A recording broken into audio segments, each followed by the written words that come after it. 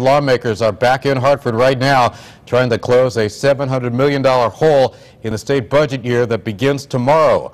Our chief political correspondent Mark Davis live in Hamden, where Governor Malloy is just wrapping up a visit. Good afternoon, Mark.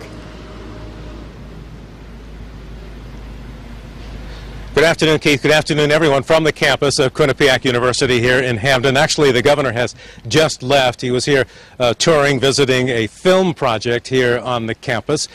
He told me that he has every hope that a plan to balance the budget will be passed the General Assembly before midnight tonight, and the new budget year, which of course begins tomorrow on Friday. From here, he is off to a Chamber of Commerce meeting in Danbury, and then we'll be back to the state capitol for today's special session. It's expected lawmakers will start to debate the governor's plans to lay off thousands of state employees and curtail many of their benefits in the years ahead, plus give him unprecedented budget-cutting authority to close that big gap left in his previously approved budget because of the crash of the state union concession deal. Lawmakers say all of the choices they have are terrible. We are having a moment where folks look and say, these are terrible, devastating cuts and devastating layoffs. When you're talking 6,500 layoffs, you're talking about, a lot of misery. We have the worst of all worlds right now.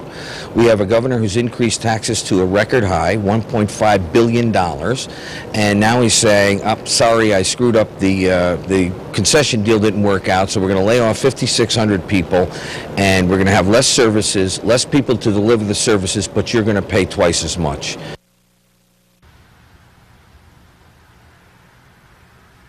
Now, word from the state capitol, word we have received is that the Republicans are contesting the rules. Republicans are contesting the rules of this special session, but that's normal. They always fuss, but the Democrats control the agenda, and they'll get the rules that they want. I think what the Republicans are complaining about is that there's more in the governor's proposed legislation than was in the call for the General Assembly special session. But as I say, the Democrats control the agenda. They'll get that straightened out. The Republicans will fuss about it, but they will get started, we believe, sometime mid this afternoon on addressing this $700 million hole in the year that begins tomorrow. We'll have more, of course, coming up tonight starting at 5. Live in Hamden, Mark Davis, News 8. All right, Mark.